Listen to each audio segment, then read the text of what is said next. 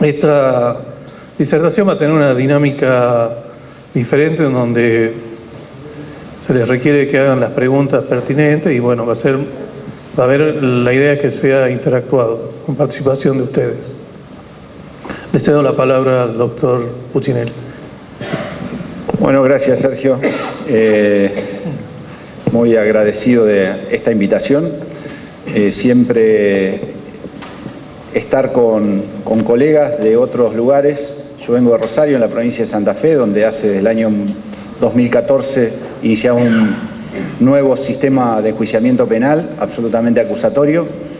Y lo que más me interesa de todo es interactuar entre ustedes, sobre todo en cuanto a las experiencias que tienen y cómo se confrontan estas con muchas de las cosas que seguramente le diré no se van a adecuar a sus realidades.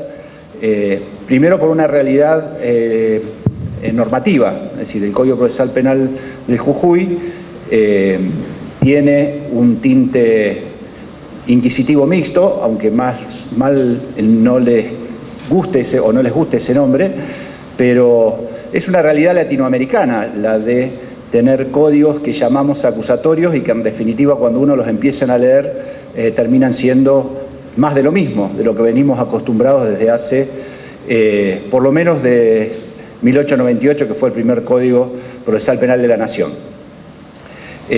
Así que creo que no es solamente un problema normativo, que es un problema cultural y que, bueno, vamos a tratar de hablar principalmente de todo eso y relacionarlo luego con el Sistema Interamericano de Protección de los Derechos Humanos, la libertad del imputado y el sistema de libertad y prisión preventiva que tiene el Código Procesal Penal de Jujuy y cómo debiera ser en función de ese sistema interamericano.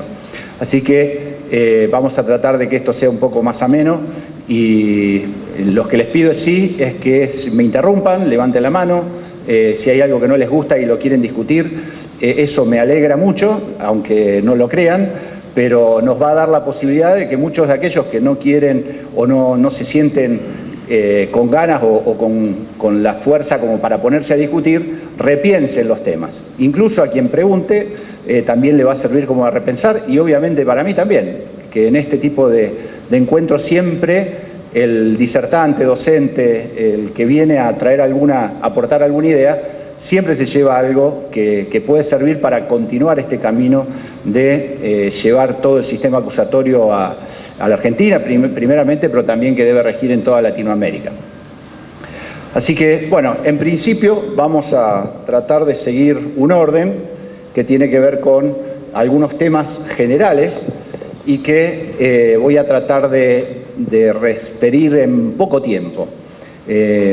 Estos tres temas que ven ahí en la primera diapositiva podrían llevar horas de desarrollo, pero como verán el tiempo es bastante escaso para todo aquello lo que quiero referir hoy. Piensen, para que ya se empiecen a agotar un poco, que hay 50 filminas nada más.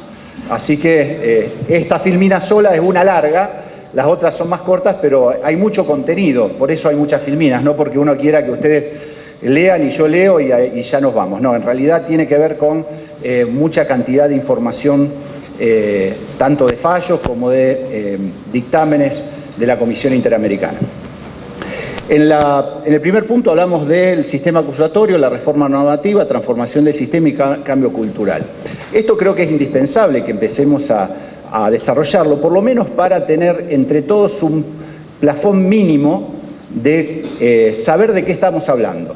Porque parto de la base que la cultura inquisitiva que nos reina en nuestro hemisferio latinoamericano ya tiene más de 500 años y por lo tanto transformar culturalmente a un pueblo es mucho más que aplicar una norma. Por eso hablamos de la reforma normativa como una de las partes de una reforma del sistema de enjuiciamiento penal.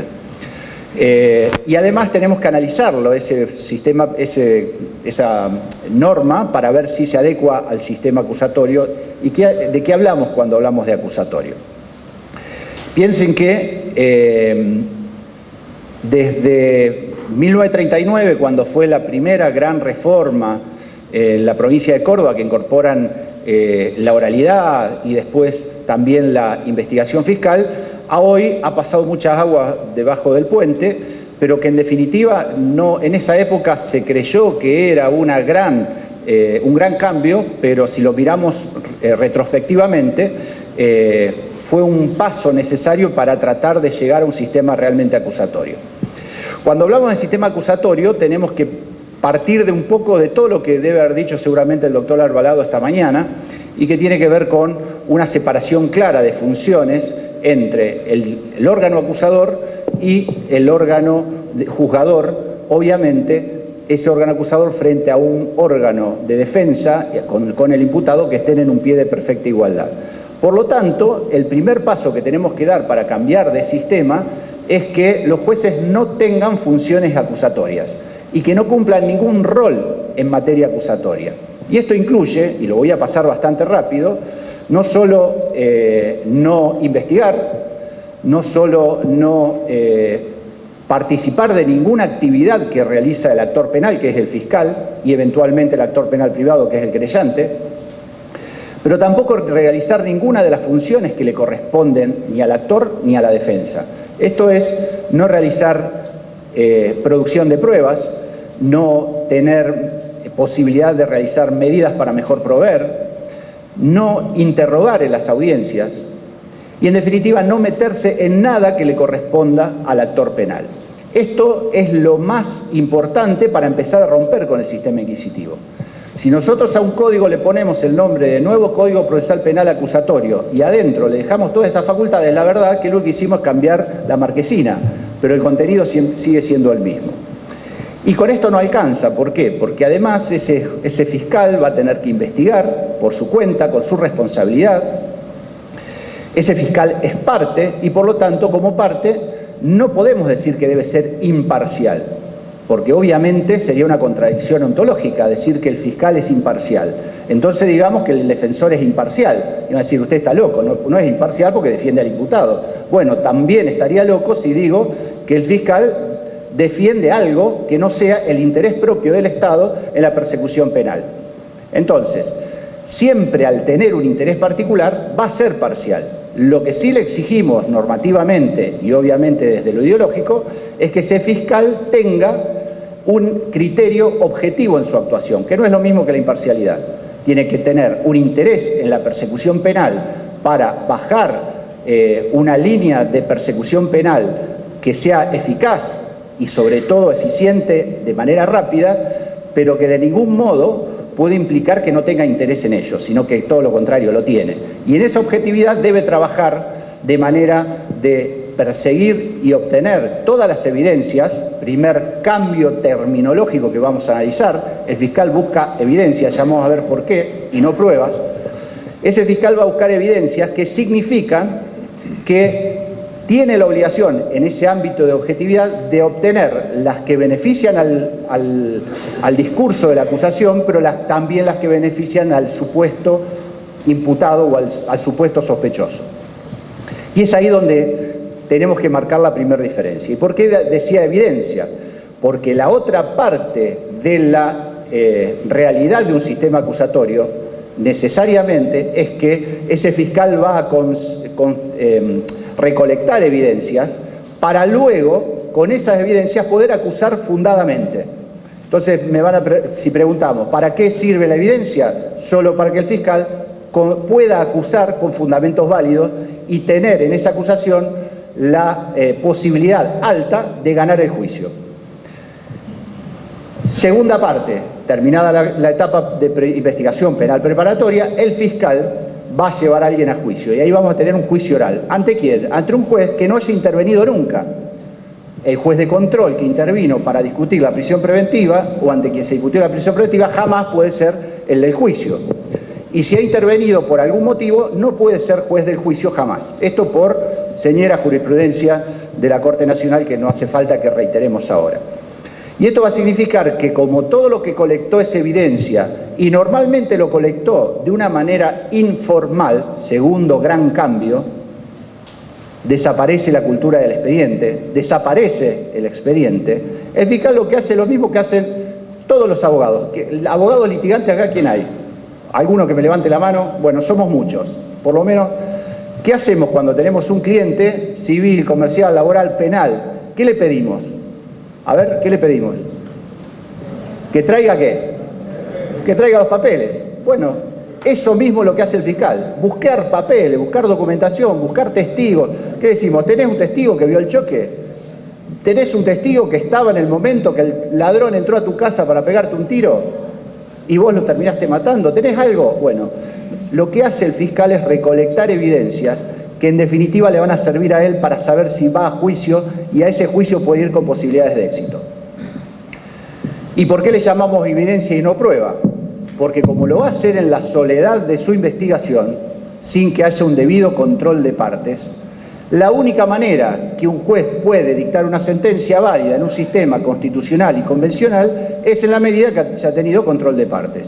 Y por lo tanto, para que esa evidencia se transforme en prueba, va a tener que llevar al testigo a la sala de audiencias para que lo examine, lo interrogue él primero y después lo contrainterrogue, contraexamine la parte contraria, es decir, la defensa. Recién ahí le estamos garantizando el control y por lo tanto el juez pudo, con inmediación, oralidad, serenidad, etcétera, etcétera, poder evaluar esa prueba para poder dictar sentencia.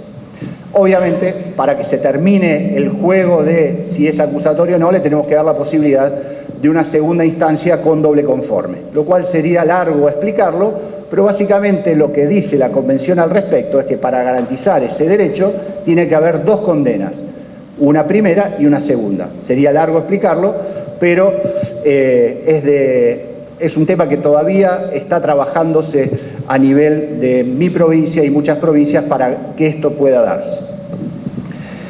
Bien, entonces, si hablamos de esto como sistema acusatorio, vamos a entender por qué, vamos a decir muchas cosas relacionadas con el tema de la libertad que llevan también a esta cuestión.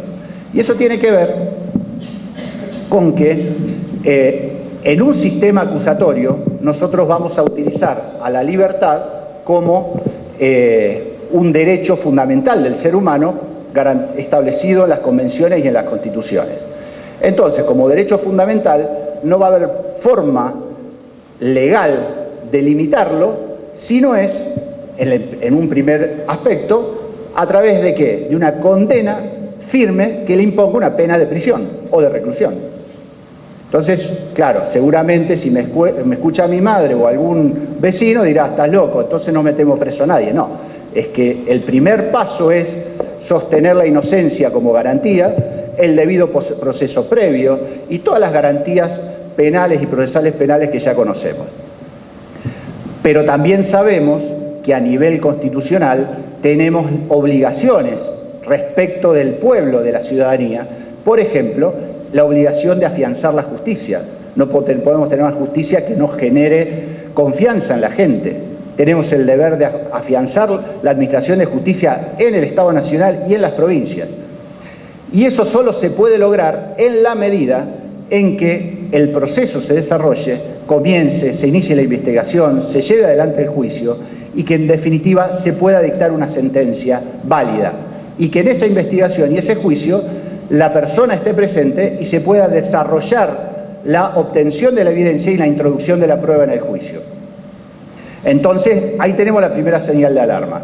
Únicamente vamos a poder privar de libertad al sujeto en la medida en que haya peligro para el proceso, que es que se vaya a fugar y no lo puedo juzgar, o que se vaya a entorpecer la investigación, amenazar los testigos, destruir las pruebas, ocultar el resultado del delito, poner un container de dinero abajo de la tierra, el auto robado esconderlo en un galpón bajo, no sé, alfalfa o lo que sea. Es decir, todo aquello que implique que el Estado no va a poder llegar a determinar la autoría, obtener el instrumento del delito y condenar, eso impide llevar adelante este objetivo. Y por lo tanto, en un caso, fuga; en segundo, obstaculización de la investigación, sí vamos a poder restringirla preventivamente. Es decir, que vamos a poder decir, señor, usted en libertad causa determinados peligros para el proceso y al causar esos peligros necesariamente lo vamos a cautelar. Va a quedar privado de libertad hasta que cesen los motivos que generaron la prisión preventiva o hasta que se dicte sentencia si esto no cesó con anterioridad. Sí, Sí, estamos. Peligro de fuga, primer caso. Segundo caso, peligro de obstaculización. Más fuerte, porque no te escucho. El peligro de fuga llega un poco a la sujeción del juez, digamos, que se pueda fugar o no. Acá, por ejemplo, la Milagro Sala está en peligro. No hay un peligro de fuga que se vaya a Venezuela, mañana le diga al señor político, el Estado, Hay una tradición en el sistema inquisitivo, esto es un defecto tanto de los fiscales como de los jueces en general, a sostener frases o, como ya conocemos en la doctrina de la Corte, enunciaciones dogmáticas, es decir, repetir palabras comunes, de lugares comunes, que el código muchas veces incluye, pero que no explican el porqué. Esto de una afirmación dogmática es algo tradicional. Si el juez dice, la dejo presa a X persona, sea Milagro Sala o quien fuere, porque hay peligro de fuga, no me está garantizando nada, ni al imputado ni a la ciudadanía, porque yo no sé por qué considera que hay peligro de fuga. Entonces, la fundamentación va a estar en qué datos objetivos tengo para presumir que se va a fugar, ya sea por conductas anteriores o por situaciones de hecho que me hagan sospechar. Ejemplo, una persona que tiene fugas anteriores en procesos que se ha llevado adelante, obviamente puedo suponer que se va a volver a fugar. Una persona que ha amenazado testigos con anterioridad o en la misma causa, antes de ser aprendida, amenazó a los testigos, voy a presumir que puede seguir haciéndolo.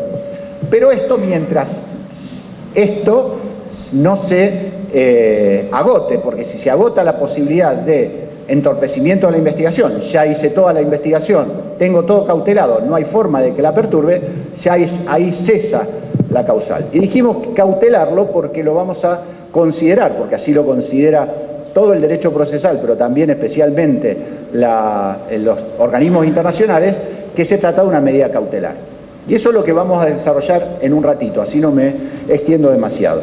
Pero una vez que ya tenemos idea de qué estamos hablando, tengamos en cuenta que para que esto suceda, primero tenemos que tener una norma que adecue su letra a estas ideas, que son las ideas que surgen del propio mandato convencional y constitucional. No es que uno se levantó un día y dijo, bueno, a mí me gusta más el acusatorio, ahora está de moda, vamos a poner el acusatorio. No, esto no es una cuestión de gustos. Hay un mandato constitucional y convencional que tenemos que aceptar y tenemos que cumplir. Y por lo tanto, no es una cuestión de gustos, es una cuestión de obligación.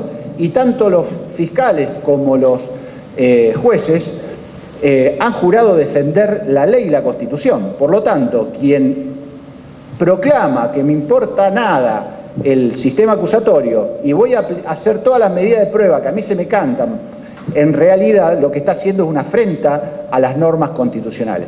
Trato de ser bastante vehemente y bastante, a veces, exagerado con las referencias, porque es la única forma que nos demos cuenta de que estamos viviendo en un sistema inquisitivo y que, en definitiva, en los viejos sistemas se está juzgando y condenando gente, violándole sus derechos de manera día a día y sistemática. Y tenemos que caer en la cuenta que si no cambiamos el sistema, no vamos a estar nunca adecuados a la Constitución. Y obviamente vamos a empezar a tener sanciones o por lo menos recomendaciones que no tienen demasiado valor, pero lo importante son las sentencias de la Corte que pueden generar responsabilidad del Estado argentino. Y decía que hay que transformar el sistema. Entonces, el primer paso es tener una norma. El segundo paso es formar un sistema donde la gente, los operadores judiciales, nosotros, los de adentro y los de afuera, sepamos qué es un sistema acusatorio. Porque si nosotros vamos a decir, quiero un sistema acusatorio, pero no lo sabemos de qué es, evidentemente no lo vamos a poder sostener. Entonces, como decía Binder hace ya mucho tiempo y lo sigue repitiendo, lo primero que tenemos que hacer para verificar si un sistema es acusatorio o no es pensar en acusatorio. Y todo aquello que yo haga todo aquello que lleve adelante y todo aquello que diseñe desde los órganos estatales tiene que estar pensado desde el acusatorio. Si un operador judicial tiene la mejor norma del mundo, la más acusatoria, o por lo menos hasta hoy la que se ha diseñado de la mejor manera, pero en su aplicación lo único que hace es hacer todo lo contrario, y esto le podría dar millones de ejemplos, sucede en día a día. En Santa Fe tenemos un sistema acusatorio donde todavía luchamos contra las enraizadas costumbres inquisitivas. Por ejemplo, que el legajo fiscal, no hablo más de expediente, todo aquello que está juntando en su carpeta el fiscal como si fuera un abogado particular, no lo puede presentar al juez porque no le sirve de prueba. Lo único que sirve es el testigo que va a la audiencia. Y si hay un documento, el testigo lo tiene que introducir, no le puede decir, bueno, mira, acá tengo el sumario que hizo la policía, toma, léelo. No, nada entra por lectura. Está prohibido expresamente introducir por lectura nada, porque además el juicio se llama oral, no leído. Entonces no tienen que leer nada, tienen que escuchar y ver atentamente. Entonces decía que cuando uno va a un juicio oral donde el juez no tiene facultades para interrogar y empieza a interrogar, estamos muertos. Porque les voy a contar una anécdota. Hace un tiempo en la ciudad de Santa Fe, capital de mi provincia, voy a un interrogatorio de testigos. ¿Y qué hice? Como se trataba del sistema conclusional, nosotros llamamos sistema residual, lo que ustedes también tienen, son los juicios del viejo sistema, traté de incorporar algunos derechos atendiendo incluso a la parte querellante en ese caso. ¿Y qué me sucedió? El juez estaba decidido a preguntar, porque era un juez de instrucción y no sabía hacer otra cosa que preguntar, interrogar, investigar, y empezó a preguntarle a un perito. Y cuando le empezó a preguntar, primera pregunta, segunda pregunta, tercera pregunta, ya era evidente que estaba tratando de favorecer al imputado, que a la sazón era un ex compañero de trabajo de él, era un ex magistrado. Entonces, cuando advertí que las preguntas iban dirigidas a que él iba a dictar una resolución para favorecerlo y las preguntas eran, como decimos, sugestivas, incluían la respuesta, se la sugerían al perito. Por ejemplo, señor perito, esto no es que usted vio tal cosa, para decir un ejemplo. Y ya le está introduciendo lo que él tiene que decir. Y el perito que decía, sí, sí. Entonces, se me ocurrió objetarle la pregunta. Entonces digo, señor juez, mire, yo desde acá quiero objetar la pregunta porque es sugestiva, le está introduciendo la respuesta y el perito lo único que hace es decirle que sí a todo lo que usted pregunta. Entonces, ¿qué me dijo? No al lugar. Entonces, revocatoria. ¿Por qué? Porque las preguntas las hago yo, me respondió. Entonces, si eso es un sistema garantizador, y lo doy el ejemplo porque era parte querellante. Normalmente se cree que el inquisitivo es para ayudar al acusador y que al que queremos matar es al imputado. Y en este caso particular se daba a la inversa.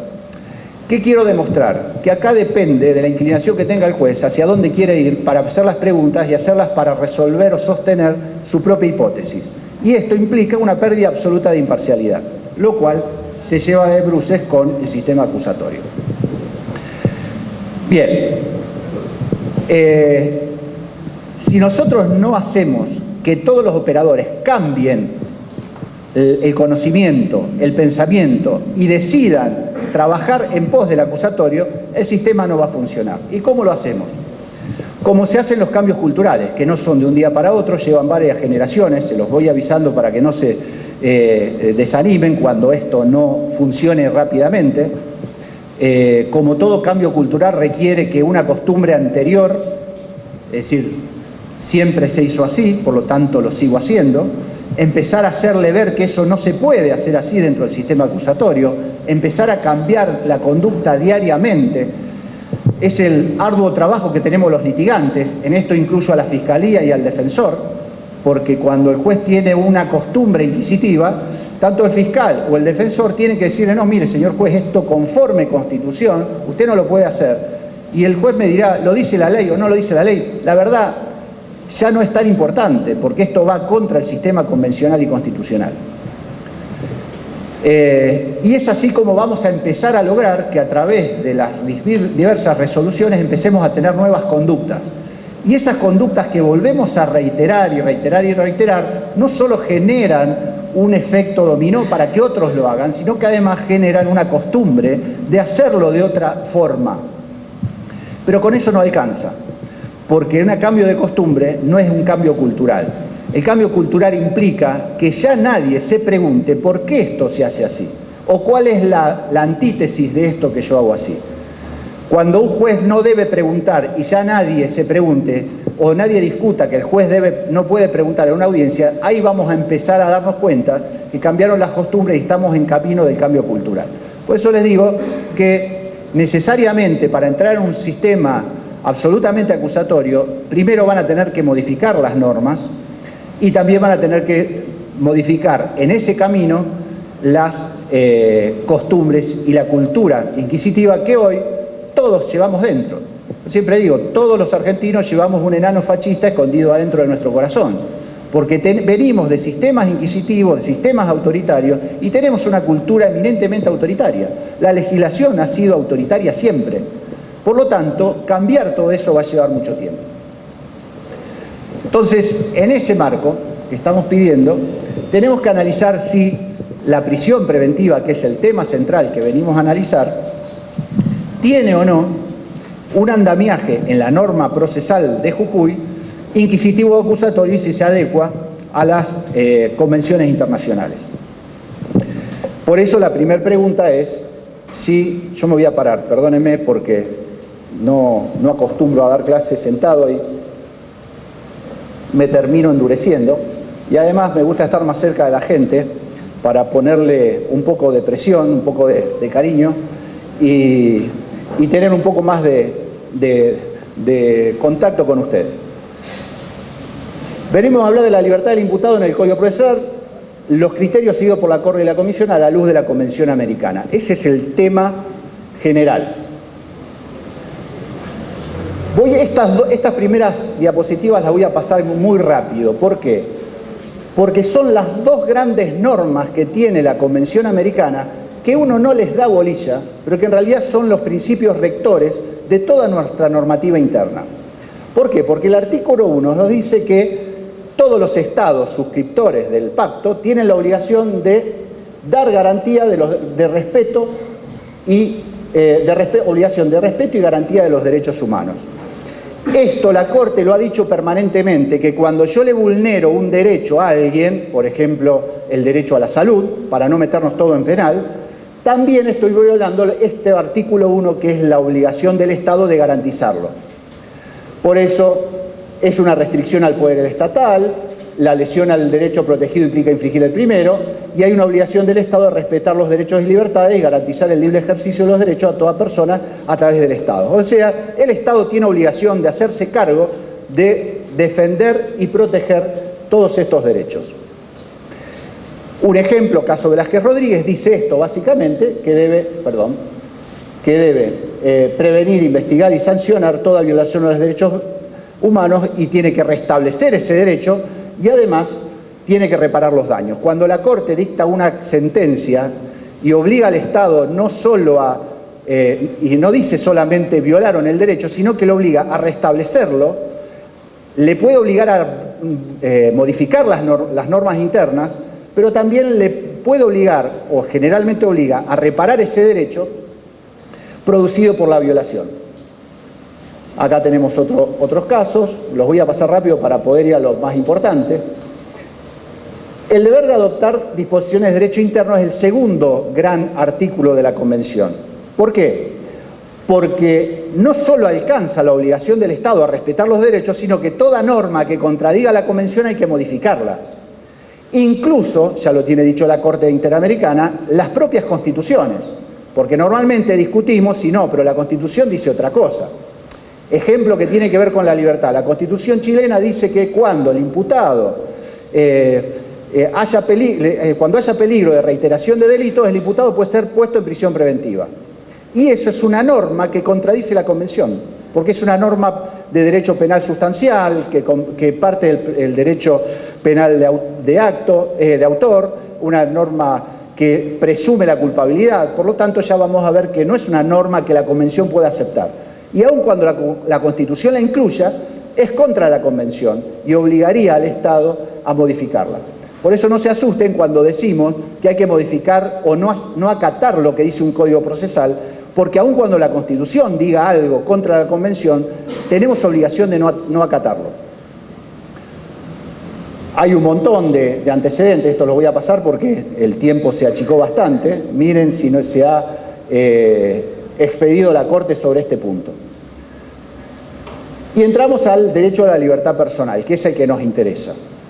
En todo el sistema convencional y el sistema interamericano, la regla es la libertad. Cuando dije al principio que todos podemos ser privados de libertad solo antes de una condena, solo después de una condena, puede ser privado, no hay duda que la regla es la libertad. Tengo que estar en libertad, salvo alguna excepción. Por eso ahí trajimos cuáles son los artículos: el derecho de entrar, permanecer, transitar y salir del territorio, como el derecho a la libertad ambulatoria. Y el derecho de la Constitución de Jujuy, que también está regulado. El artículo 7 de la Convención, yo no lo desarrollé porque es bastante largo, pero en definitiva a lo que se refiere es a lo que vamos a desarrollar después, que es el derecho a la libertad como una regla, que nadie puede ser sometido a detenciones arbitrarias, que la privación de libertad solo se debe dar en casos excepcionales, que debe haber proporcionalidad, necesidad, urgencia, etcétera, etcétera, todas cuestiones que vamos a ver después. Entonces, nuestra Constitución, dentro de este marco convencional, la Constitución Nacional está adecuada, y obviamente también la de Jujuy. ¿Por qué? Porque lo que nos está diciendo es que una persona es inocente, salvo que sea condenado penalmente. ¿De dónde lo sacamos? Del artículo 18, del que emana el principio de legalidad y que nadie puede ser penado sin juicio previo, fundado en la ley anterior, y además porque reglón seguido habla del poder de arresto. Es decir, el Estado solamente puede privar de libertad, detener, arrestar, como dice la Constitución, a través de una orden escrita emanada de autoridad competente. Y ahí empieza la excepción. Es decir, ¿cuándo puede haber una orden escrita para privar de libertad? Que es el poder de arresto que establece la Constitución.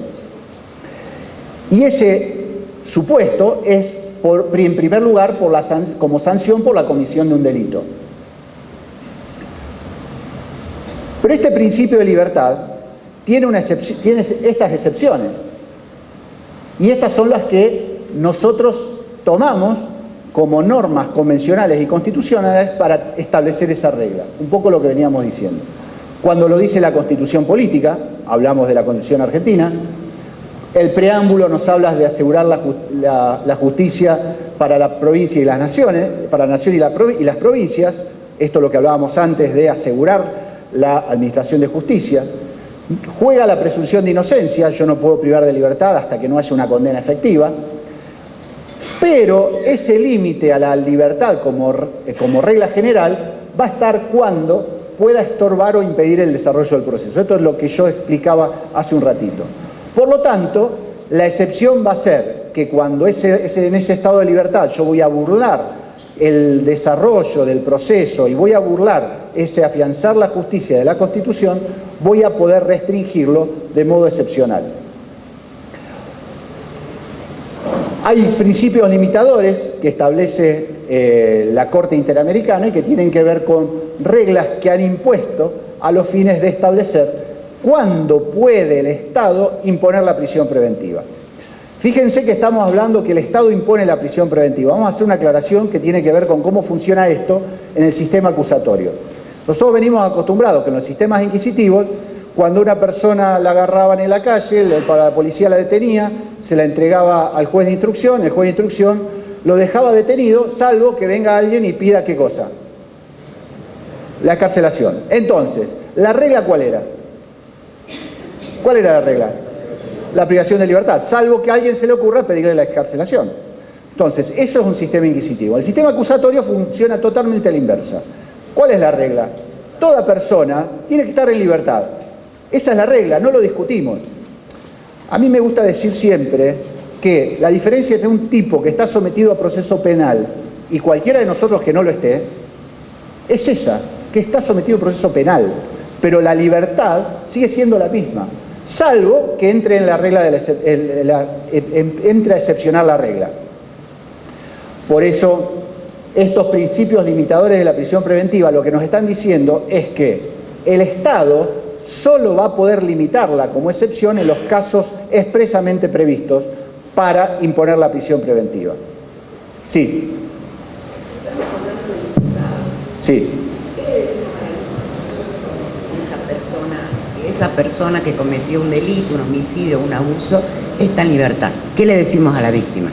Bien, yo le pregunto por qué le tengo que decir algo ahora a la víctima, cuando todavía no tengo imputado. Esa persona viene a preguntar por o semi-acreditado que fue el autor y yo lo denuncié a ese sujeto que cometió ese delito, ¿por qué no lo detienen? Bien, vamos a partir de una hipótesis que usted plantea, que los hechos no nos conducen a donde estamos parados. ¿Por qué? Porque usted me dijo que hay una víctima, que hay una persona que se ha probado que es culpable y que por qué está en libertad. Eso parte de la presunción de culpabilidad, que usted me dice que ese tipo es culpable, no hay proceso, la inocencia ya se la destruí. Segundo, tengo prueba. Yo le digo, no tiene ninguna prueba, tiene evidencia. ¿Por qué? Porque la prueba va a ser en el juicio. Tercero, víctima, se invoca como víctima. Yo supongo que es víctima, pero va a tener que transitar el proceso para que sepamos que es realmente víctima en términos jurídicamente aceptables. Ahora, vamos a hablar de otra cosa. ¿Cómo le explico yo a ese sujeto que sufrió un hecho, que estamos investigando y que sospechamos que ese sujeto es el culpable, que ese sujeto que sospecho culpable está en libertad? Ahora cambiamos la base. Cambiada esa base, le voy a decir lo mismo que le estoy diciendo a ustedes ahora. Ese sujeto, para la Constitución, es un sujeto inocente y mientras no haya riesgo de fuga o de entorpecimiento probatorio, yo no lo puedo privar de libertad. Esa es la única respuesta válida. Ahora, si usted víctima o juez, o fiscal me demuestran que el sujeto se puede fugar o se puede entorpecer la investigación, lo vamos a privar de libertad transitoriamente, por lo menos hasta el juicio. De todos modos, esto en un sistema acusatorio va de la mano de otro elemento, porque estamos partiendo de la base de que los juicios se eternizan, que el tipo está privado de libertad miles de días, para no decir años, pero 2, 3, 4, 5, 10, 12 años, con sentencia condenatoria no firme, con sentencia no condenatoria, sin sentencia, y que si no hay un juicio rápido, evidentemente el sistema no va a funcionar. Entonces, todo va concatenado para que el sistema funcione. Y te podría agregar algo más. Ningún sistema resiste que todo vaya a juicio. Esto tiene que ver también con la conformación de los sistemas acusatorios. Yo tengo que tener salidas alternativas al juicio necesariamente para que las sentencias condenatorias prevalezcan por abreviado y no por juicio. ¿Por qué? Porque a los que trabajan en el sistema les preguntaría, ¿cuántos casos realmente tuvieron dudosos cuando van a juicio? ¿Cuántos? ¿Cuántos? ¿La mayoría dudosos?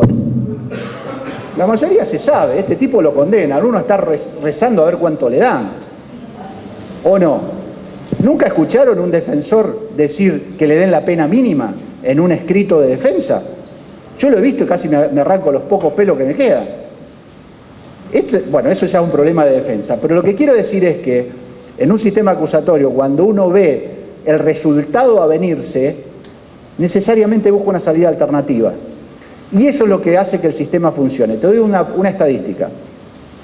En la provincia en Rosario, no en la provincia, en Rosario tenemos 150, 160 juicios hechos en 4 años, casi 3 años y medio, y tenemos 2.000 condenas por abreviados. Si yo quiero llevar esos 2.000 casos a juicio, no lo voy a hacer nunca, porque ningún sistema soporta la cantidad de juicios, porque la criminalidad, los conflictos penales superan cualquier proyección que haga a futuro de la cantidad de juicios que necesito y la gente que necesito para esto. Esto es como la economía familiar. Cuando tengo que pagar algo, ¿qué busco? Busco pagar lo más importante. ¿Y con qué me arreglo? Y con lo que puedo. Y bueno, vamos a tratar de sacar lo más rápido que pueda la mayor cantidad de condenas, aunque tenga que resignar algo, pero ustedes sabrán, en mi provincia sucede lo mismo, que la mayoría de las causas en el sistema escrito, sobre todo las importantes, terminaban prescriptas, ¿o no? ¿Sí o no? Las complejas, ¿cómo terminaban? Todas prescriptas. Yo siempre digo, siempre fui un excelente abogado para mis clientes, pero te sacaba el 90% de prescripciones. Y yo le decía, no me agradezcas nada, esto es la culpa del sistema, no es gracias a mí. Porque el sistema permite que las prescripciones sean la solución de todo. Eso de que pongo el expediente el último en el cajón, lo tiro en una pila para que nadie lo vea. Viene un amigo y me dice, no, pará, pobre tipo, mirá qué buen tipo, es vecino mío, bueno, está bien, lo pongo abajo y si puedo, bien. Esto era el sistema de juzgamiento tradicional. Entonces no hay que permitir esa selección. Esto trae otra discusión que es el de la oportunidad. ¿Qué investigo y qué no investigo y qué salida le doy? Pero esto ya es un tema que me iría para largo. Pero lo importante es determinar que ese sujeto que está privado que está sometido a proceso sea juzgado rápido para obtener una sentencia, condenatoria o no, o llegar a un acuerdo antes de ir a juicio. No sé si con eso más o menos No voy a calmar a doña Rosa, está claro, no la voy a calmar, pero nosotros tenemos la obligación como operadores judiciales de respetar la Constitución. Y lamentablemente es lo más difícil de esta tarea. Pero si no lo hacemos nosotros, que somos los que tenemos que velar porque la Constitución se cumpla, por lo menos desde el sistema penal, y bueno, ¿qué le queda a la otra gente? Bien, entonces decía que el Estado tiene límites para imponer esa prisión preventiva y como criterios reguladores se han establecido el principio de legalidad. ¿Por qué? Porque no puedo privar de libertad a alguien que no sospeche que haya cometido una conducta prevista como delito. Primer requisito. Cuando a mí me preguntan, ¿a quién pongo a seleccionar los legajos o la información que viene de la policía para ver a quién se la asigno o cómo lo caratulo? Al que más derecho penal sepa, tendría que decir. ¿Por qué? Porque el conocimiento de las categorías penales hace que yo seleccione todo aquello que no es delito y todo aquello que lo es. Y no investigo cosas que no son delitos porque no las puedo investigar además. Entonces el principio de legalidad es el primer obstáculo que vamos a tener. El segundo, la presunción de inocencia. Hay que respetarla, esto ya lo vimos. La necesidad. ¿Qué quiere decir la necesidad? Que la única medida posible para asegurar los fines del proceso sea la prisión preventiva, porque si hay otra menos gravosa que garantice de la misma manera la posibilidad de llevar adelante el proceso, tengo que aplicarla. Pero no es si quiero, estoy obligado. Y en esto los códigos acusatorios hasta le dan facultades oficiosas a los jueces. Usted me dice, ¿pero cómo facultades oficiosas? Sí, porque está beneficiando al imputado, porque le está protegiendo una garantía y el juez de control es control de garantías y por lo tanto, si ve que se la están violando, obligatoriamente puede morigerar esa intervención estatal.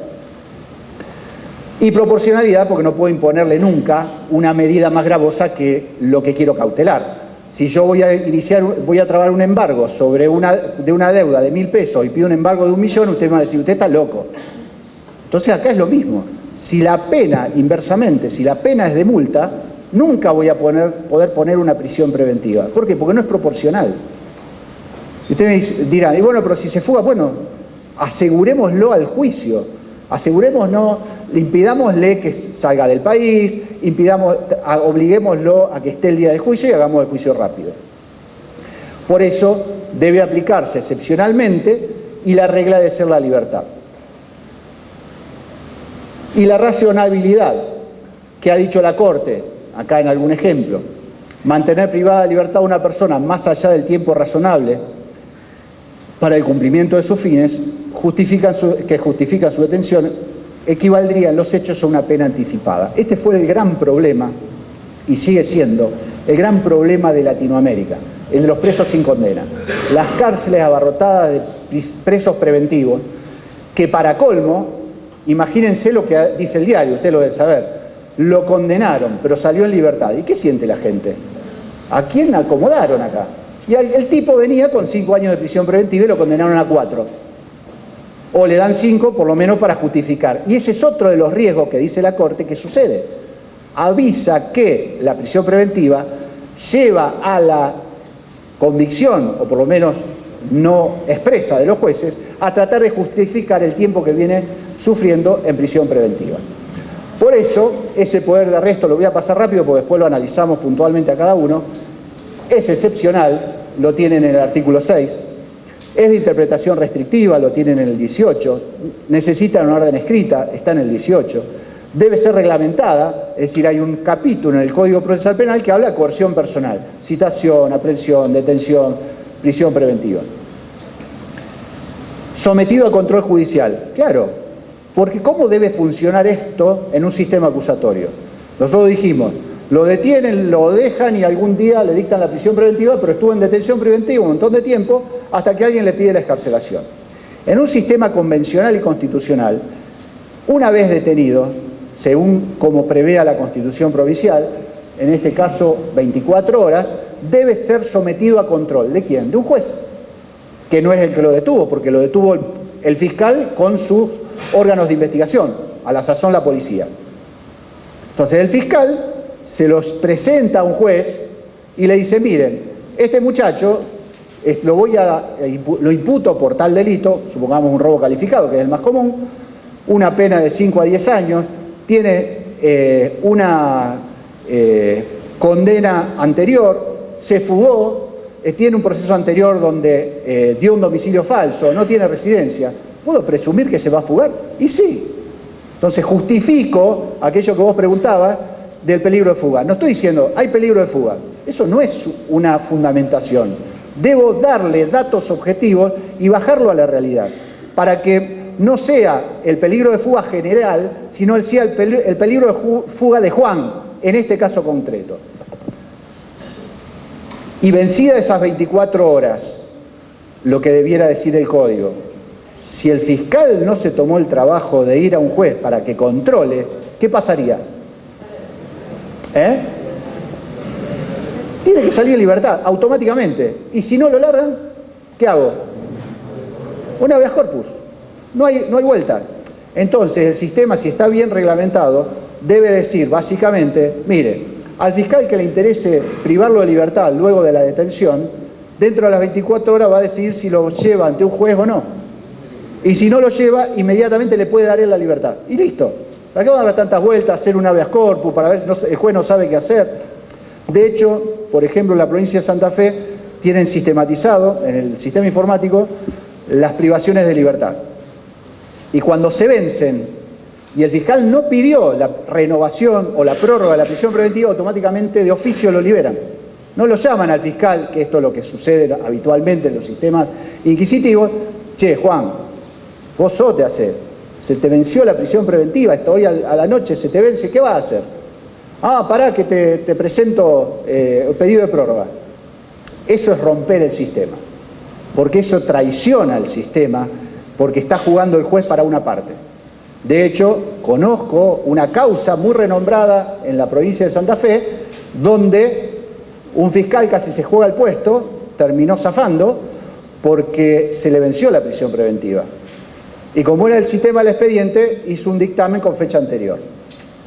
Entonces, todos esos riesgos generan problemas y ya delictuales, no solamente de mala fe, sino mucho más graves. Dale. Ciencia cierta si en Santa Fe tienen prevista la posibilidad de solicitar prisiones preventivas por un lapso determinado.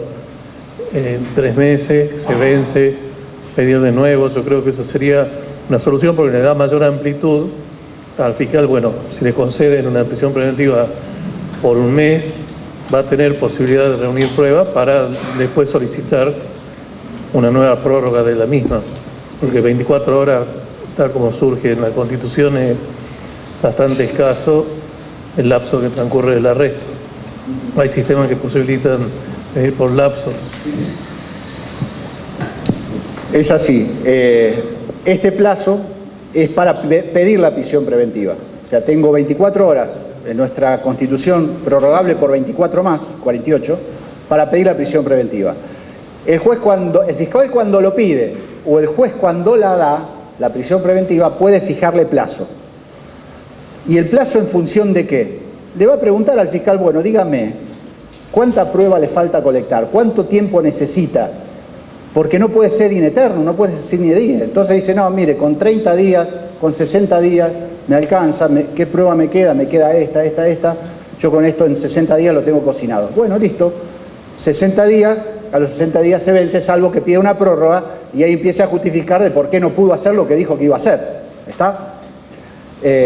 No sé si con eso responde. Y hay algunos casos que son muy complejos y que son sin plazo, pero que la defensa puede pedir el cese cuando considere que no se dan los presupuestos para los cuales se lo impusieron.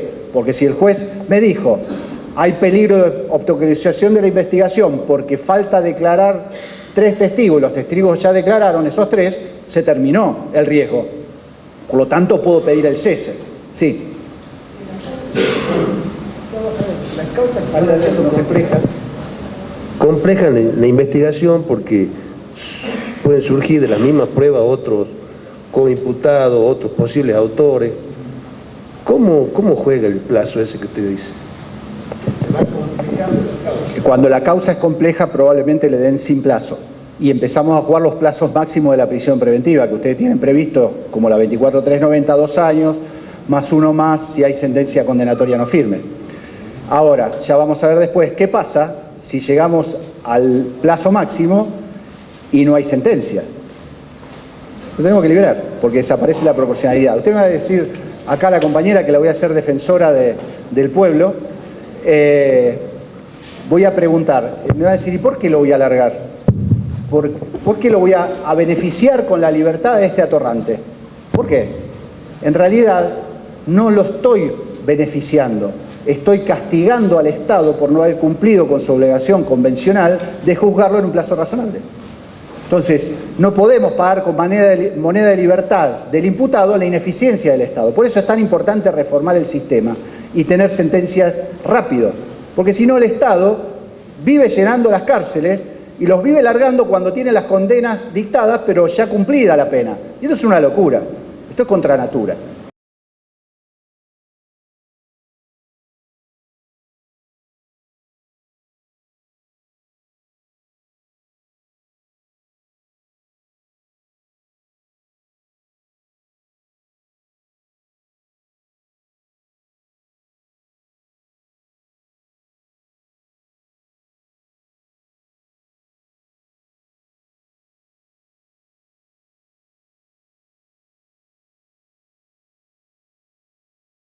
Para asegurar los fines del proceso, y ya el informe, acuérdense mucho de este informe 35 de 2007, caso Peirano Basso. Se los voy a contar para que no se lo olviden. Había 2 hermanos reverendos, amigos de lo ajeno, uruguayos, que habían jodido también a algunas empresas en los Estados Unidos, volvieron, hicieron lo mismo en un banco, creo que era el Banco República de Uruguay, y lo vaciaron, dejaron a toda la gente sin los depósitos. Bueno, estos tipos, que eran los más odiados de Uruguay, y esto lo digo para que se den cuenta con quién resolvieron esto, no con una pobre viejita que no tenía que comer, eran reverendos desgraciados estos tipos, por lo menos eso es lo que demostraron penalmente. Y en este caso en particular, han dicho todo esto que vamos a ver ahora. Primero, que es una medida cautelar. Y que no se puede establecer, y esto lo dice expresamente el informe, para calmar la alarma pública por el delito. Imagínense la alarma pública que provocó este caso. Llevaban 5 años presos, sin sentencia dictada, no había sido elevada la causa a juicio. Y dijeron, la prisión preventiva no es para que la gente esté tranquila, como decíamos antes, de que el tipo está preso. Porque esto no es uno de los fines del proceso ni de la prisión preventiva, porque los únicos fines son fuga y aseguramiento de la prueba.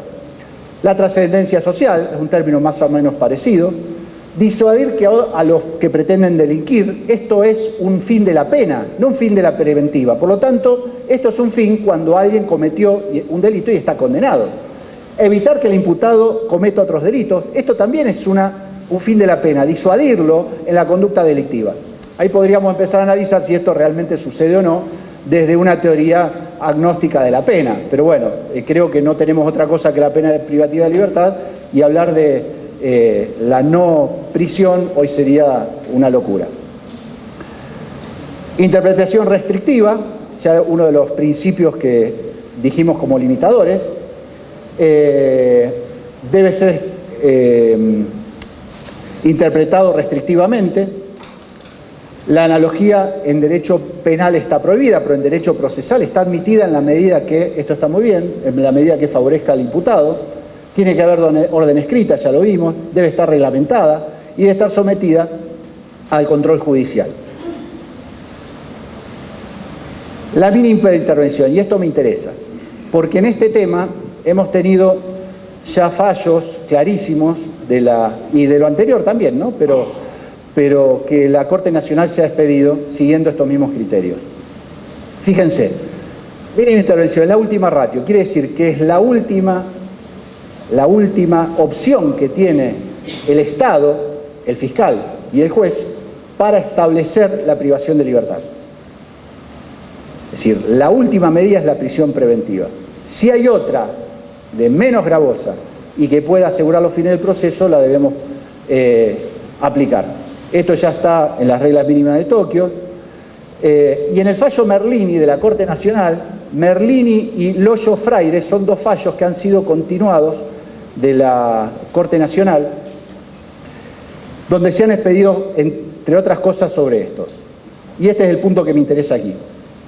Que la privación de libertad sea necesaria, en el sentido de que sean absolutamente indispensables para conseguir el fin deseado, y que no exista una medida menos gravosa respecto al derecho intervenido entre todas aquellas que cuentan con la misma idoneidad para alcanzar el objetivo propuesto. Doy un ejemplo. Si yo lo que quiero, en una situación de violencia familiar, no quiero que el marido golpeador o la mujer golpeadora del marido se arrime de nuevo al lugar donde vive el cónyuge o la pareja, la medida no es encerrarlo en la prisión, es impedir por otros medios, que el Código de ustedes lo establece claramente, hasta tecnológicos, para evitar que se arrime. Entonces, ¿para qué lo voy a meter preso si hay otra medida menos gravosa que garantiza y asegura el derecho a que no se contacte con esa persona? Bueno, esto es el informe del uso de la prisión preventiva del 2013, pero refiere más o menos a lo mismo.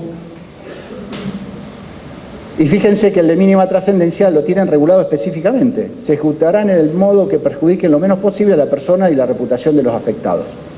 Imagínense, si yo puedo citar a una persona que sé que no se va a fugar, y lo que hago es llevar a la infantería, llamar a los medios de comunicación y ir en el horario de que está trabajando el funcionario público para sacarlo a la luz de toda la ciudadanía y llevarme el rédito político.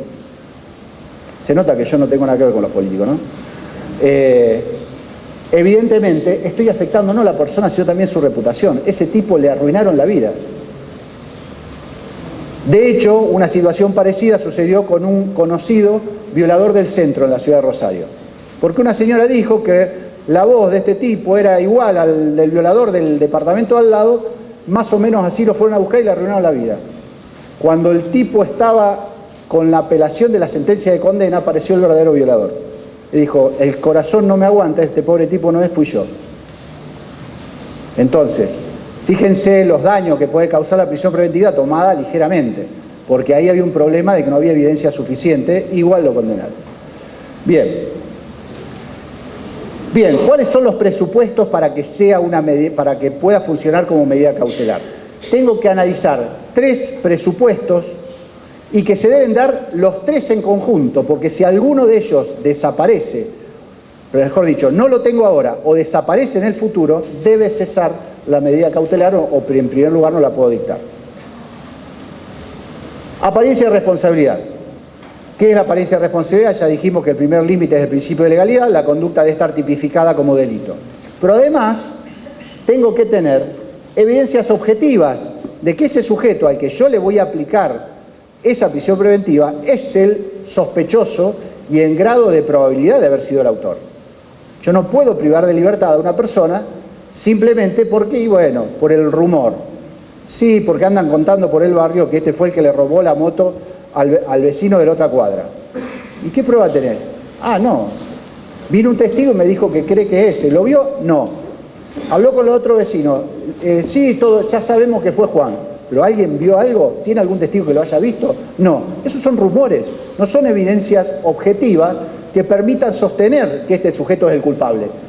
¿Y qué hago en ese caso? Sigo investigando. No meto preso para investigar. Investigo y después meto preso. Y esto es importante para que los fiscales se manejen con mayor tranquilidad. Ustedes dirán, ¿a qué vino un amante de los derechos del imputado defendiendo el sistema acusatorio y estamos hablando de fiscales? Precisamente, porque tienen que advertir, primero, tener la tranquilidad que están actuando bien. Cuando no es necesario privar de libertad, no lo hagan o no lo pidan. Pero también, porque se van a encontrar con defensores que le planteen todo esto y que si la jurisprudencia en algún momento lo sigue, van a perder. Entonces sepan a qué se van a enfrentar. Entonces por eso tiene que haber elementos de prueba serios de la aparente responsabilidad del sujeto. Ya habíamos dicho que en este informe tenemos mucha tela para cortar.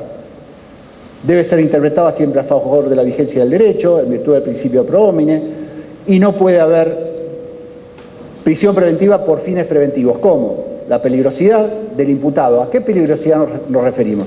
No, este es un pesado. Este vive en un barrio bastante jodido, ya lo conocemos, que en medio anda en la pesada, dicen que anda calzado siempre. ¿Y eso qué tiene que ver con que si ahora el tipo se va a fugar o no? Probablemente tengamos elementos para decir que se fugue, pero no por eso, sino porque tenemos elementos para decir que se fugue o que va a amenazar a los testigos, pero no por su peligrosidad criminal, porque es una pauta de derecho penal sustancial, que no puede ser utilizada sino hasta el momento de dictar sentencia y evaluar la pena.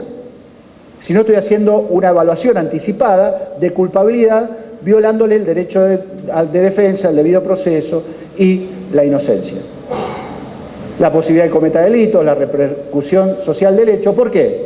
Porque se apoyan en criterios de derecho penal material. Sí, termino esa frase.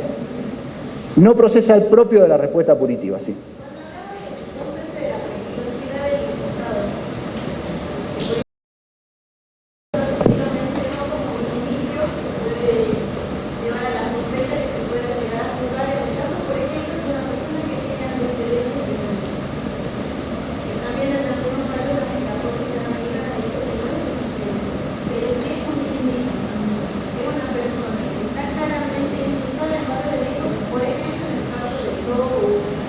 Bien, lo íbamos a ver un poquito más adelante, pero te anticipo. El antecedente penal en sí mismo no es una pauta de peligrosidad procesal, por eso vamos a distinguir peligrosidad criminal, por eso habla ahí de peligrosidad del imputado, yo agregaría criminal, es un tipo peligroso para la comunidad en términos de comisión de delitos, y otra cosa que sea peligroso para el proceso, si en este caso tengo elementos para que se fugue. El antecedente penal en sí mismo, en realidad no me dice nada. ¿Por qué? Porque cuando me evalúan un antecedente, agarran el prontuario y dicen, tiene 1, 2, 3, 4, 5, 6 entradas por robo.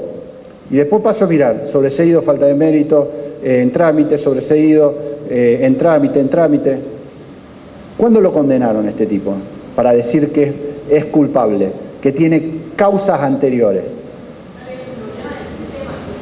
No, pero eso es un problema de interpretación de los operadores. Entonces, ¿cuándo un antecedente es perjudicial para la libertad? Cuando en una causa anterior me demostró que se fugó, le declararon la rebeldía y le pidieron la captura, o cuando amenazó a un testigo, destruyó pruebas, la ocultó, etc. Ese es el antecedente que vale. Otro antecedente es hacer peligrosidad criminal. Sí. El antecedente penal tomado como posibilidad de concurrencia de delitos y una pena mayor en expectativa. Es decir, el antecedente penal tomado como una persona que va a ser sometido eventualmente a muchas causas, no a una, sino a varias a la hora de ir a juicio, con lo cual va a tener una expectativa de pena mayor que si fuera con esa sola causa. Bien. Vamos a ir bajando a ver si viene ahora. Lo vamos a ver después de ahí, pero te anticipo. Ya lo tiene dicho la Corte, en el plenario Díaz Besone también. El peligro de fuga en función de la grave pena en expectativa es solo una presunción iuris tantum, que quiere decir que yo puedo demostrar de alguna manera que a pesar de ser pena alta no se va a fugar. ¿Está?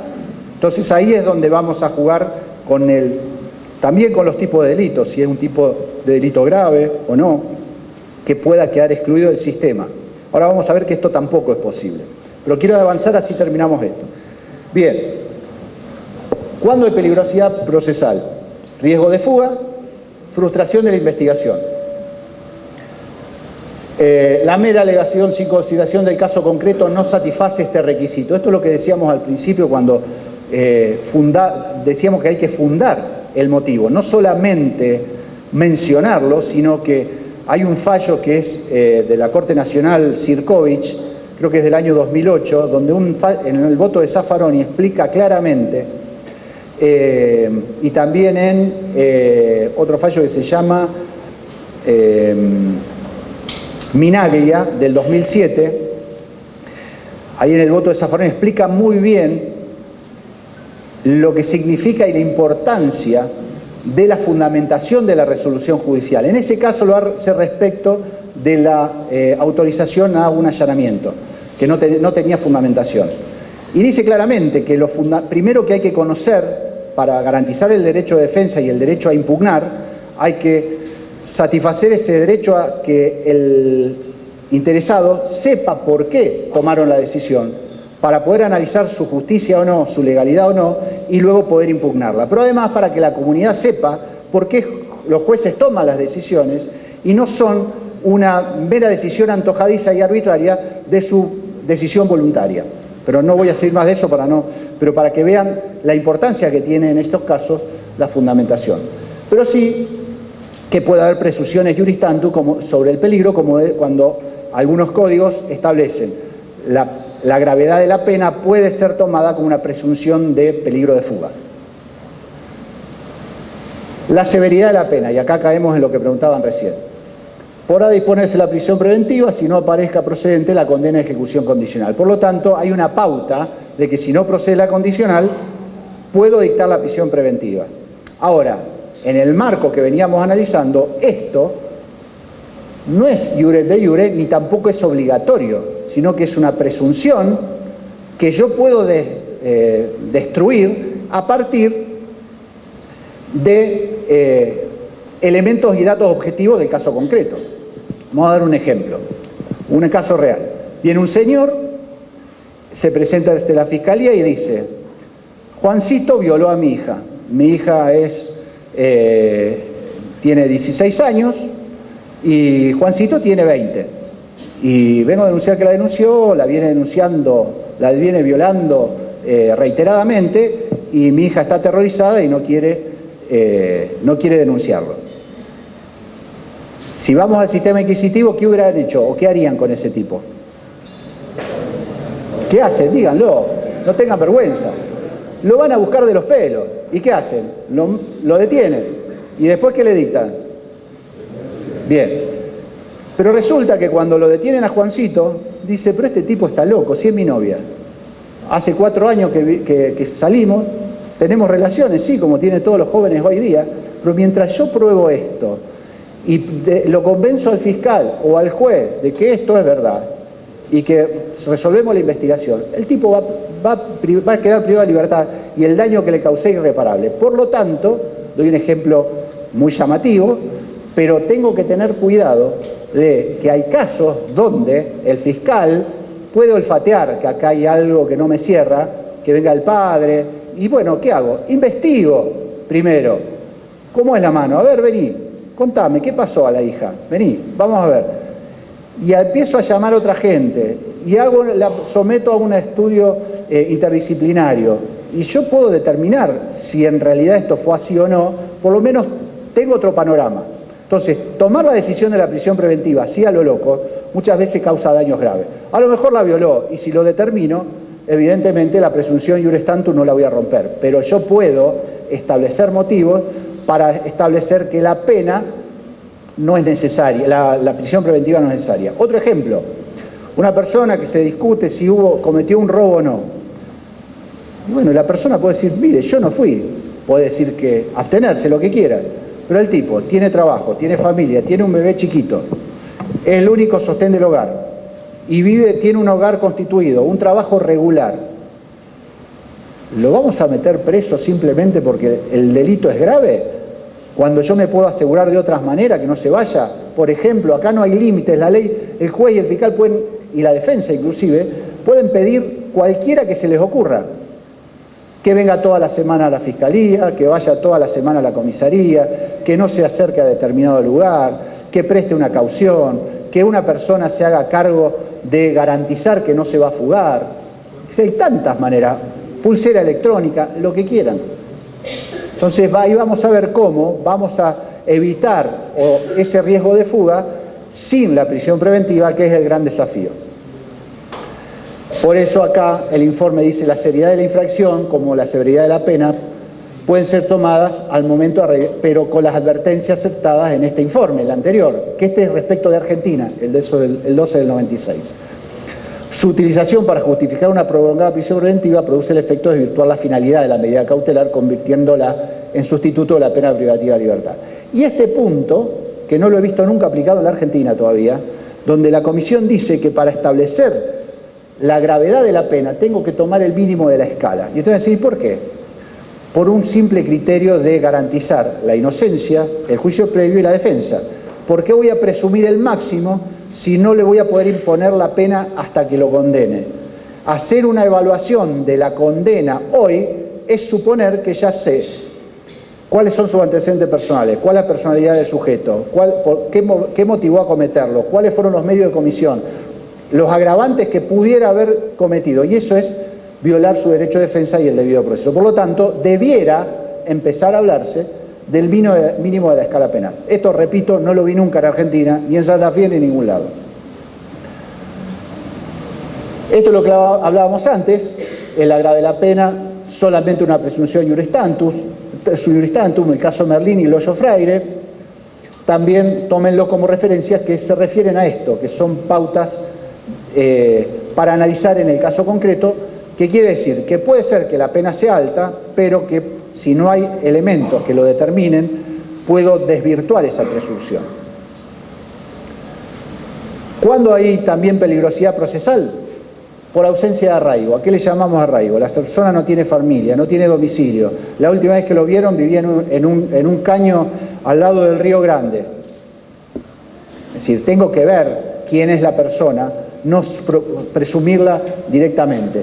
Tiene una familia, como decíamos recién, un chico chiquito, tiene trabajo regular, es el sostén de la familia.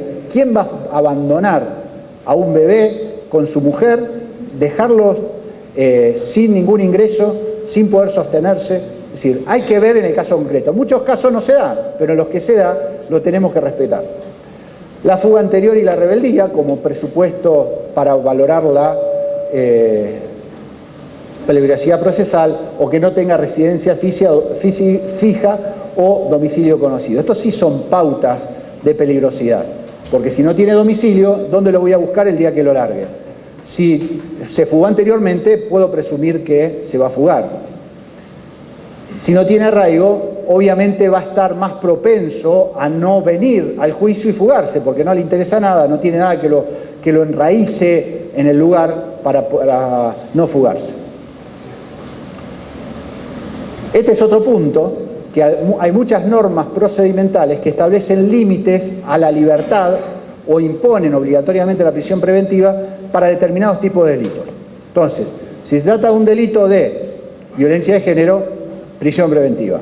No, pero es un buen tipo, tiene trabajo, tiene familia, el caso es dudoso y la ley me obliga adentro. Pero Góngora, claro, lo que pasa es que Góngora hablaba de la imposibilidad de la suspensión del procedimiento a prueba, también. Pero ¿qué quiero decir? Todo lo que tiene que ver con violencia de género tiene un tratamiento diferenciado, lo cual ya es otro temazo para discutir. Un delito menor de abuso, lo que llamamos antes, ¿cómo se llamaba?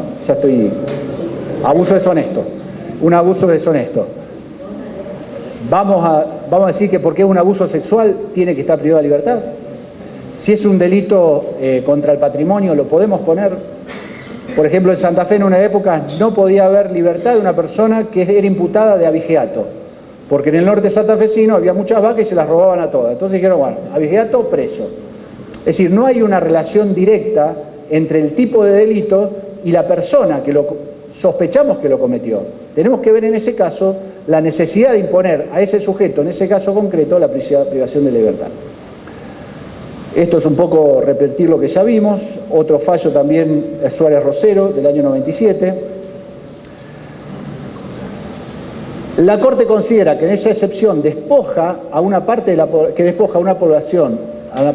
población carcelaria de un derecho fundamental a aventura del delito imputado en su contra, lesiona intrínsecamente a todos los miembros de dicha categoría de inculpados. Esa norma percibió el artículo de la Convención Americana, independientemente que haya sido aplicada en el presente caso. Lo que nos está diciendo es que yo no puedo separar una categoría de delitos simplemente por el tipo penal al cual estoy imputando, sino que tengo que fijarme en el caso concreto. La causa Napoli, también una causa conocida del año 98, era un caso de supresión de identidad, lo excluye la ley 24410 del sistema de excarcelación federal. Por lo tanto, en este caso se dijo que no puede tomarse el tipo de delito, sino que hay que ver en el caso concreto el peligro de fuga. La proporcionalidad, estamos yendo rapidísimo. La proporcionalidad, todas estas normas, Pacto Internacional de Derechos Civiles y Políticos, Convención Americana, protección de la persona sometida a cualquier forma de detención, la regla de Tokio, la regla de Mallorca, el Código Procesal de Jujuy, están todos de acuerdo en que si no hay proporcionalidad no puede haber prisión preventiva. ¿Cuándo no hay proporcionalidad? Como dije al principio, cuando el delito prevé una pena leve, no le puedo poner la prisión preventiva. Una pauta tradicional es, si la condena puede ser en suspenso, no lo puedo privar de libertad ahora. ¿Por qué? Porque no puede ser más grave la cautela, la prisión preventiva, que lo cautelado, que es la aplicación de la pena. ¿Cómo establezco otra proporcionalidad? Porque tiene que haber una relación entre la cautela y lo cautelado, porque tengo que ver primero si puedo aplicar o no medidas sustitutivas, cuando cesan los motivos de su dictado o cuando el tiempo se torna irrazonable, se vencen los plazos del plazo de juzgamiento y de prisión preventiva, lo debo liberar. Decíamos antes, esto es una sanción al Estado, no un beneficio del imputado. Esto también decíamos antes, no se debe igualar en calidad y cantidad la pena en el caso de condena. Hay una tendencia de darla por cumplida. Aquel que estuvo 5 años en prisión preventiva, obviamente lo van a tratar de dar 5 años de prisión efectiva para justificar por qué lo tuvieron preso. Y esto es una tendencia natural. Por eso en Bayarri contra Argentina se establece que es provisional, y esto es puse Bayarri como otros más, no es definitiva, debe estar sometida a revisión, por eso es provisional, y por un plazo razonable. En Argentina el plazo razonable está definido por la ley 24390 y el Código Procesal de Jujuy en el 321 inciso 4, cuando hablan de los 2 años de prisión preventiva sin sentencia y luego de la sentencia sin plazo. Pero puedo tener 1 año más si tengo casos, como dice el Código Procesal Penal, de evidente complejidad o de difícil investigación. La 24390, en vez de referirse a eso, se refiere a que haya multiplicidad de imputados. Vamos a pasar esto, así vamos un poquito más rápido. ¿Qué se puede considerar a los fines del plazo razonable? ¿Cuándo el plazo es razonable y lo podemos extender? Por la complejidad y la diligencia en la investigación. Que el hecho sea complejo y que la causa duerma el sueño de los justos no lo convierte en que el plazo lo vamos a seguir extendiendo. Si tengo que demostrar eficiencia en la investigación para poder justificar por qué quiero prorrogar el plazo para que sea proporcionado. ¿Qué no voy a tomar en cuenta si el imputado cometió conductas obstaculizadoras del procedimiento, como haberse fugado? Estuvo 2 años fugado, esos 2 años no los voy a computar. ¿Está?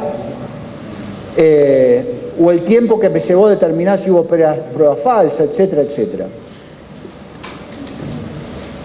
Y como límite pone el informe el cumplimiento de los 2/3 del mínimo de la escala penal. Pero esto en general debe ser analizado en el caso concreto. ¿Por qué?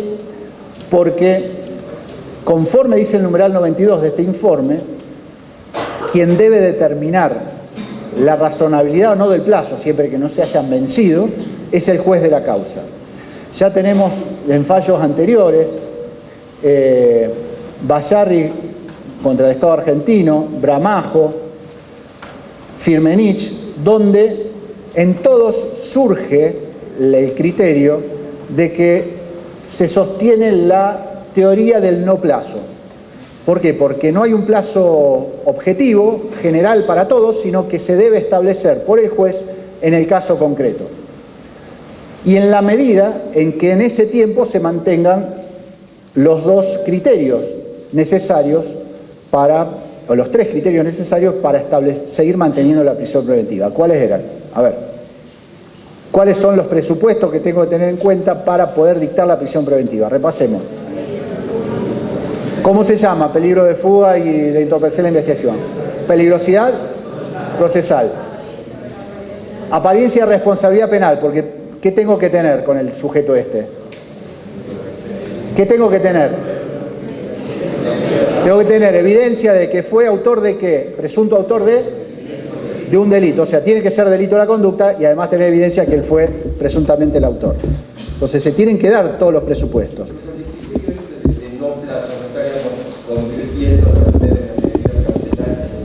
No, porque el no plazo tiene el límite en esto que decíamos recién. Está sometido, perdón, estoy yendo para adelante. Está sometido al control judicial. Es decir, el juez es el que tiene que medir si es razonable o no el tiempo que está sometido a la prisión preventiva. Pero si yo no estoy de acuerdo, tengo toda la vía recursiva. De hecho, lo vemos en Firmenich, en Bramajo, etcétera, etcétera, y en estos fallos de la Corte Interamericana donde se ha determinado que el plazo es o no razonable, pero eso no es lo importante. Por ejemplo, en Bramajo se saca el criterio de plazo razonable a contrario sensu, porque dicen sí es razonable lo que estableció el juez, pero en los otros dicen no, el plazo no es razonable, pero es el juez de la causa el que lo debe determinar. Esto no implica que yo no la pueda valorar como parte. Siendo fiscal, siendo defensor, puedo intervenir para, con mis criterios y mis aportes, establecer o darle al juez herramientas para que decida. El plazo máximo según la ley, ya lo vimos, a los 2 años. Estos plazos, dice el Código Procesal Penal de Jujuy, que son perentorios. ¿Qué quiere decir plazos perentorios? Que son fatales. Se terminaron y automáticamente la privación de libertad se convierte en ilegítima. Es ilegítima, y si es ilegítima puedo promover ¿qué cosa? Un habeas corpus. Salvo que pida la libertad y se la den. Entonces tengo una vía anticipada. Pido, no me la dan, habeas corpus. Sí. ¿Qué pasa con el caso de donde la defensa obstaculiza deliberadamente el progreso del trámite en la causa y se llegan a cumplir los 2 años y eventualmente el año de la prórroga? Es un problema serio, digamos, chicanear. El derecho a la chicana. ¿Qué ha dicho la Comisión y la Corte en este tema? La pregunta es, ¿puedo computar el plazo donde hubo actividad del imputado que me demoró la causa? Vamos a decirlo así sencillamente. Y le puedo decir, depende. Recién vimos que cuando, no, esperen otra vez, que vamos a poder no contar como plazo de prisión preventiva los supuestos donde el imputado, por ejemplo, se fugó, se mantuvo fugado 2 años, esos 2 años no los vamos a computar. Amenazó a los testigos no querían venir porque ya lo habían dicho, usted lo vamos a matar si llega a ir, va a ir toda la banda y le va a incendiar la casa, lo va a descuartizar. Y bueno, ese tiempo que me impidió la realización de la medida, yo la puedo computar como no plazo, como término muerto, como una suspensión del plazo. Pero, ahora vamos a ir a la otra parte, sucede también que hay supuestos, que son los más comunes, por eso hay que verla bien la diferencia, donde las dilaciones se producen por actos propios de la defensa, pero actos de defensa. ¿Cómo cuáles? ¿Cuáles son los actos de defensa que uno puede hacer en un procedimiento? Un recurso, una impugnación al tribunal, una recusación. Si yo le pregunto a ustedes en abstracto, ¿qué son esos? ¿Actos de qué? Si yo le voy a decir a mi cliente que está preso, mire, no le voy a recusar al juez, que es el amigo de la víctima, viven al lado, son compañeros de la escuela desde que nacieron, porque el tiempo que usted está preso no se lo van a computar, le estoy violando un derecho. Si yo le digo, mire, no vamos a recurrir la sentencia, o no sé, la resolución que nos denegó una probation, por ejemplo, porque esto va a dilatar el procedimiento, el tiempo que usted está preso no se lo van a computar, me está restringiendo el derecho de defensa, porque en ese sentido los actos de defensa no se pueden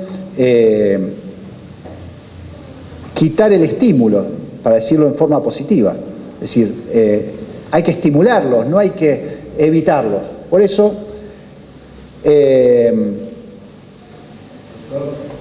acá, espere que lo quiero mostrar, ¿dónde lo habíamos? Ah, no, lo tenía antes, perdón, un segundito.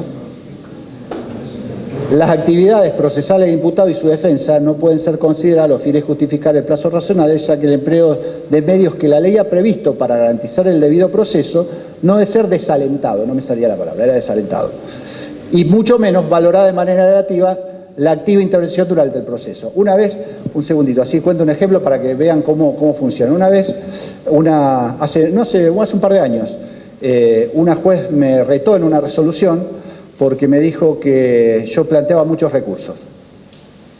Y además porque había pedido la aclaración de una pericia médica que tenía que determinar la causa de la muerte de una persona. Estaba la duda si había una infección intrahospitalaria o si había muerto de un accidente de tránsito, porque había una pericia anterior que lo ponía en duda. Entonces en la resolución me dijo no al lugar, ¿por qué? Porque usted dilata el proceso y le advierto que deje de realizar maniobras dilatorias del proceso. Obviamente, imagínense, me prendí fuego y eso uno no lo puede tolerar. ¿Por qué me tiene que retar por ejercer el derecho de defensa? Obviamente fui a la Cámara y la Cámara le dijo, no podemos desalentar el derecho de defensa, tanto su derecho a recurrir. De hecho, terminó con un sobreseimiento de mi cliente. Mírense la importancia que tenía la intervención. Estaba un caso donde no era tan grave y uno pelea porque cree que tiene razón. Y si no la tiene, está en su derecho, pero por lo menos para determinarlo, sí. También no puede considerar que hay el abuso del derecho. ¿Cuál es el abuso? En caso de que se plantee el recurso, incluso sabiendo que el resultado es negativo, se obstruya el avance. Eso es desalentar el derecho a la defensa. Lo que sí yo le voy a admitir que hay ejemplos de obstrucción, por ejemplo. Usted es magistrada, yo no confío en su intervención, la recuso. Usted no lo acepta, sigue el trámite, queda firme la resolución, usted sigue siendo juez. Cuando empieza a investigar de nuevo, o empieza su actividad, la recuso de nuevo.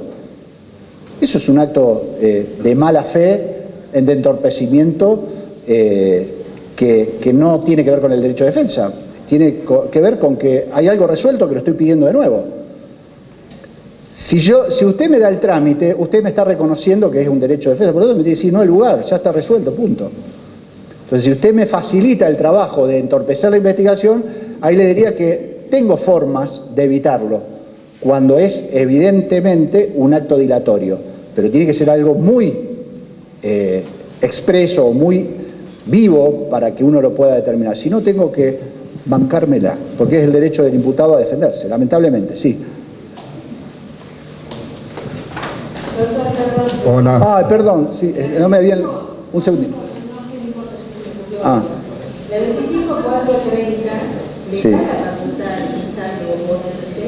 Yo creo que está la atribución procesal de la defensa, pero también está la atribución procesal del fiscal de oponerse cuando a su criterio haya una actitud dilatoria, Sí. la unidad del recurso del grupo, y en ese caso para el plazo de trabajar, ¿sí? Lo conozco lo podrá después, pero la decisión No, está claro. A ver, vamos a aclarar algo. Cuando hablamos de pedir de la defensa, lo que estamos haciendo es decir que hay un conflicto que estoy planteando y que la Fiscalía va a intervenir y el querellante va a intervenir dando su opinión.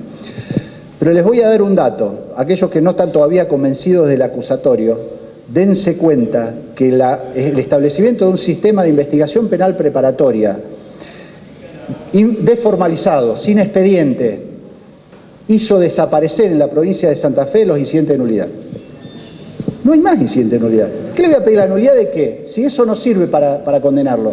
¿Le voy a pedir la nulidad de la declaración porque no me citó al abogado? Si eso no le sirve de nada, va a tener que ir al juicio para que el testigo hable. ¿Qué voy a plantearle?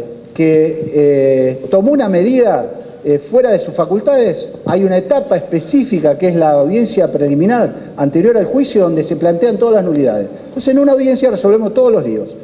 Si quiero decir, esa prueba es inaprovechable, hay que haber una exclusión probatoria, tengo un momento procesal. Antes de la audiencia de juicio hay una audiencia que se llama audiencia preliminar. Entonces todos los planteos desaparecen. No voy a decir, no, mire, le falta la firma. Ya todo eso no tiene más valor. Porque el policía que hizo la incautación de la evidencia en la escena del crimen es el que va a tener que ir a la audiencia a decir qué es lo que hizo, qué lo colectó, dónde está y si eso que está ahí es lo que secuestró en el momento de realizar el procedimiento. Bien, no sé si más o menos te pude contestar, pero la idea es que todo conflicto en un sistema acusatorio se discuta en audiencia. Por eso se llama proceso por audiencia. Prisión preventiva, ¿qué hago? El fiscal va, le pide al juez una audiencia, se hace la audiencia oral, se discute, el juez no sabe de qué se trata, nada más que hay un tipo que el fiscal quiere meter preso y en la audiencia se resuelve.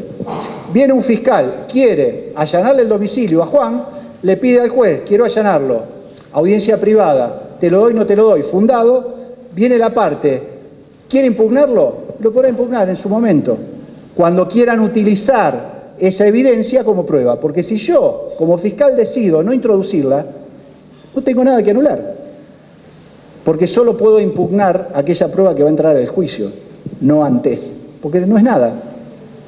Es como que el fiscal o la contraparte en un juicio civil me diga, la escritura que tenés en tu carpeta es falsa. ¿Sabes por qué? Porque yo hablé con el escribano y el escribano me dijo que esa escritura nunca la hizo. Y si yo no la presenté en juicio, ¿cuál es el problema?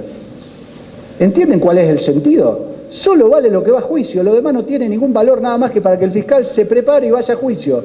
Y si no lo preparó bien, joderse, perderá el juicio. Si no lleva los testigos suficientes, si los testigos no dicen lo que creía que iba a decir, es un problema de preparación, que eso es otro tema mucho más largo. Y terminamos ahora con esto. Acá están fiscales, muchachos, fiscales. Cuando quieran seguimos charlando. Bien, una aclaración. Estamos en curso de aspirantes a fiscales y digo, ir a juicio es responsabilidad de ustedes. Si lo pierden es culpa de ustedes. De la misma manera que un abogado que quiere cobrar un cheque, lo lleva a juicio y lo pierde. Es culpa de él. No le echen la culpa al juez, no le echen la culpa a nadie. Lleven la prueba suficiente, cautélenla bien, pruébenla como corresponde, introdúzcala legalmente en el juicio y así vamos a tener un sistema mucho más garantizador y más eficaz, porque el desafío, el gran desafío, ¿cuál es? Subir las garantías de los imputados, porque estamos obligados convencionalmente, porque tenemos que ser un Estado republicano y garantizador de los derechos humanos, y por otro lado subir la eficacia de la investigación y la eficiencia en la cantidad de condenas. Por lo tanto, terminamos con esto. Importante tener en cuenta las medidas alternativas como previas a cualquier medida cautelar, de prisión preventiva. Si no lo puedo asegurar a través de una medida alternativa, ahí sí recién puedo utilizar la cautelar. Bueno, fuimos bastante rápido, espero que les haya quedado una décima parte de lo que traté de transmitirles y bueno, no sé si tengo tiempo para preguntas, pero si no, charlaremos en otro momento. Gracias. No sé si puedo preguntar.